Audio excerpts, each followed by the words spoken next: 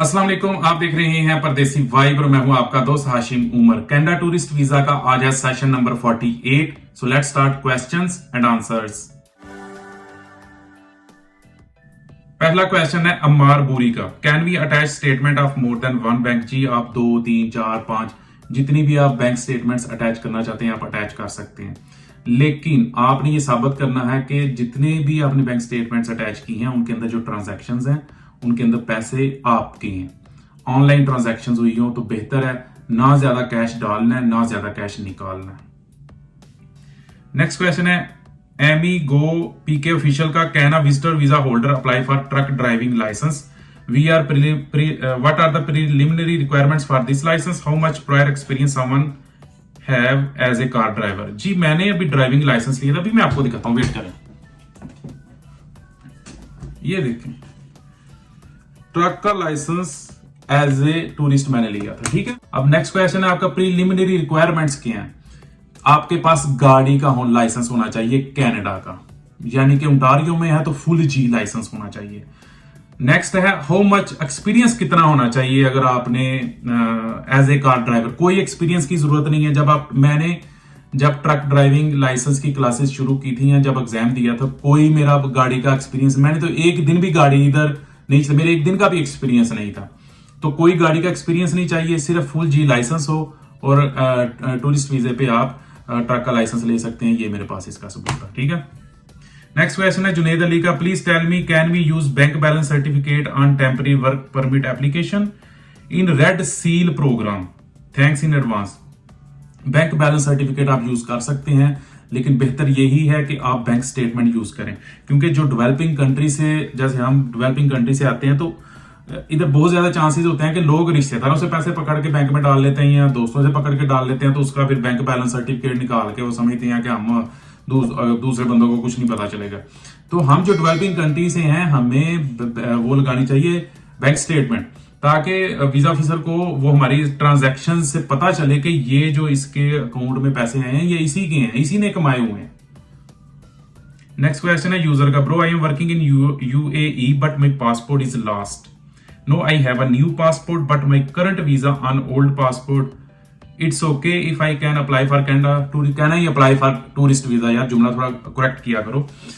तो आपका वीजा लगा हुआ है पुराने पासपोर्ट पे और वो गुम गया, क्या जब वो पासपोर्ट आपका गुमा था तो आपने पुलिस में रिपोर्ट दर्ज करवाई थी या नहीं थी करवाई?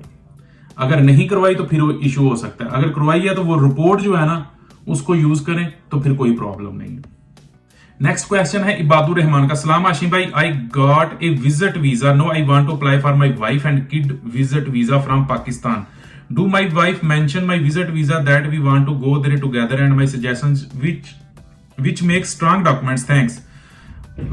जब आपने अभी वाइफ और बच्चों का विजिट वीजा अप्लाई करना है तो वीजा ऑफिसर ने ये सोचना है कि जब इसके हस्बैंड ने अप्लाई किया था तो उस वक्त इन्होंने साथ क्यों नहीं अप्लाई किया।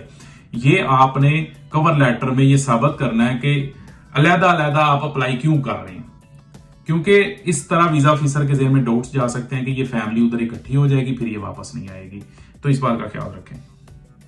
ब्रोकन आर्ट का क्वेश्चन है, अस्सलाम वालेकुम ब्रो, मैं दिसंबर में विजिटर वीजा रीअप्लाई कर रहा हूं, कितने परसेंटेज चांस है? परसेंटेज नहीं, परसेंट चांस है वीजा लगने के? Please reply me. देखें, कोई परसेंटेज नहीं होते, ये जो 60-40 50-50 ये जो बोल रहे होते हैं मुझे आज तक लोगों की समझ नहीं आई। चांसेस या 0% होते हैं या 100% होते हैं। दूसरा सवाल, दिसंबर में अप्लाई, या दिसंबर क्या जब मर्जी आप अप्लाई कर सकते हैं। अभी लोग कह रहे हैं जी अभी बड़ी ठंड है अभी अप्लाई नहीं करना चाहिए। भाई अप्लाई अभी आपने करना है, लेकिन ट्रैवल प्लान तो आपका गर्मियों का है। अभी दिसंबर में अप्लाई करोगे लेकिन ट्रैवल तो दिसंबर में नहीं करना, ट्रैवल तो आपने अप्रैल मई का डालना है ना ट्रैवल प्लान। तो अभी बेस्ट टाइम है अप्लाई करने का, क्योंकि अभी अप्लाई कर रही है और 4-5 महीने का गैप तो देना चाहिए ना, इतने में तो टाइम लग जाता है, 2-3-4 महीने तो वैसे भी रिजल्ट आने में लग रहे हैं आजकल, तो ये बेस्ट टाइम है। लेकिन मैं फिर भी कहूंगा कोई बेस्ट टाइम नहीं होता, जब इनको बंदों की जरूरत नहीं भी होती ना फिर भी वीजे लग रहे होते हैं, क्योंकि अगर आपकी जेन्युइन प्रोफाइल है तो ये अपनी जहनीयत से निकाल दें कि इन महीनों में वीजे लगते हैं इन महीनों में नहीं लगते। हाँ, कभी कभी इनकी बहुत ज्यादा एप्लीकेशंस आ जाती हैं तो फिर प्रोसेसिंग टाइम जो है ना वो थोड़ा ज्यादा हो जाता है, लेकिन ये मैटर नहीं करता कि आप दिसंबर में करोगे तो वीजे कम लगेंगे। बिलाल चीमा भाई, मेरे पास ऑस्ट्रेलिया का फुल लाइसेंस था लेकिन मैं तो 7 साल से पाकिस्तान आ गया हुआ हूँ, तो वो अब एक्सपायर हो चुका है, क्या वो कनाडा में कोई फायदा दे सकता है? जो भी एक्सपायर्ड डॉक्यूमेंट है उसका कोई फायदा नहीं, ठीक है। क्यों? देखिए अभी फॉर एग्जाम्पल 2020 में आपका लाइसेंस एक्सपायर हो चुका है, अभी अगले 3 साल की हिस्ट्री वीजा इधर वो जो जिसके पास भी आप जाएंगे, जो ट्रांसपोर्टेशन वाला जो इनका डिपार्टमेंट है जहां से लाइसेंस मिलते हैं, तो उधर ऑफिसर जो बैठा हुआ है वो सोचेगा कि 2020 का तो इसका एक्सपायर हो चुका है, अगले 3 साल का रिकॉर्ड वो कहां पे चेक करेगा? आपका रिकॉर्ड भी नीट एंड क्लीन होना चाहिए ना, आपने कोई गाड़ी ठोकी हुई है, कोई एक्सीडेंट किया हुआ है, तो एक्सपायरी के बाद तो रिकॉर्ड ही नहीं नजर आएगा। तो इसलिए वैलिड डॉक्यूमेंट जो ना वो होना चाहिए। मोहम्मद तारी का क्वेश्चन है, सलाम भाई, वालेकुम सलाम, सऊदीया से डायरेक्टली LMIA अप्लाई हो सकता है कि नहीं? कुछ बंदे मिस गाइड कर रहे हैं। अप्लाई LMIA के लिए आप दुनिया के हर मुल्क से कर सकते हैं, ऐसी बात नहीं है। प्रॉब्लम ये है कि जेन्युइन होना चाहिए LMIA। अब LMIA किन लोगों को मिलता है? जैसे मैं ट्रकिंग का बता देता हूं कि गल्फ रीजन से जो ड्राइवर्स हैं 2, 3, 4 साल से ज्यादा, 2 साल से जिनका ज्यादा एक्सपीरियंस है, उनको इधर से कंपनीज LMIA बेचती भी हैं और बेचती भी हैं, ये भी मैं आपको, क्योंकि एजेंट माफिया भी इसमें आ जाता है, तो वो 20,000, 30,000, $40,000 इस तरह करके वो पैसे लेते हैं, तो उधर से फिर बंदा इधर लेके आते हैं। ये है ट्रकिंग में, पैसे भी लेते हैं और आगे से आपका 2 साल से ज्यादा एक्सपीरियंस भी होना चाहिए ट्रकिंग में। लेकिन ये जो कह रहे हैं जी वेयर हाउस में हेल्पर का LMIA मिल गई है, या एग्रीकल्चर कोई फार्म है उधर से LMIA मिल गया, या कोई और पाइप फिटर वेल्डर इस तरह करके कोई किसी ने LMIA इधर से भेज दिया, उस तरह के LMIA बहुत मुश्किल होते हैं उनको। यहाँ पे जो लोग हैं उनको जॉब्स नहीं मिल रही, वो जॉब्स के लिए धक्के खा रहे होते हैं, तो उधर से कैसे LMIA दे के मंगवाएंगे? तो ये आप थोड़ा सा ख्याल करना। मुझे बहुत सारे दोस्त लेटर भेजते हैं जी हमें कनाडा से ऑफर आ गई है, लेटर आया है, ये चेक करें, इनको कॉल करें, तो मैंने अब तो कॉल करनी भी छोड़ दिया। लेटर आता है ना लोग दोस्तों को, तो कहते हैं इनको कॉल करके देखो कि ये बंदा जेन्युइन है या नहीं। तो ये बिल्कुल मतलब ये ऐसा नहीं है, तो थोड़ा ख्याल करें। सिर्फ ट्रकिंग में मैं जानता हूं कि ट्रकिंग में उधर से हायरिंग होती है, और भी जो एक्स्ट्रा ऑर्डिनरी प्रोफाइल जिनकी होती है ना, फॉर एग्जांपल जो बड़े एक्सपर्ट सॉफ्टवेयर इंजीनियर्स या ऐसी जिनकी बड़ी डिमांड है और उनका एक्सपीरियंस 15-15, 20-20 साल का है, उनको LMIA मिल सकती है। लेकिन ये जो छोटी मोटी जॉब्स हैं इनके लिए LMIA जो है ना वो फ्रॉड है सारा, उसका ख्याल रखना।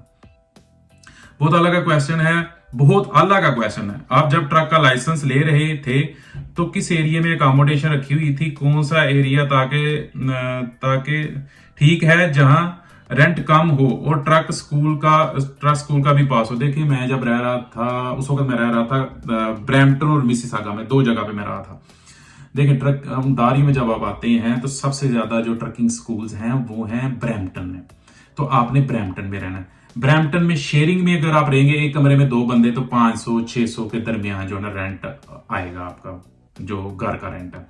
अगर आप अकेले एक कमरे में रहेंगे फिर 800, 900, 1000 इस तरह करके आगे डिपेंड करता है ना, घर कैसा है, कमरा कैसा है, कितना बड़ा है, फैसिलिटीज कैसी हैं, उस पर डिपेंड करता है। लेकिन वो बता दो 500 से 600 शेयरिंग, और अकेले रहेंगे कमरे में तो फिर आपको 800 से 1000, ये ब्रैम्पटन में।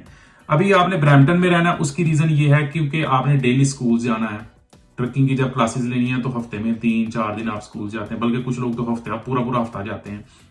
रिकमेंड भी मैं ये करूंगा पूरा हफ्ता आप जाओ। तो वो ट्रैवलिंग जो होती है उसके फिर आप ब्रैम्पटन का पास ले लोगे, वो बनेगा $135-140 का।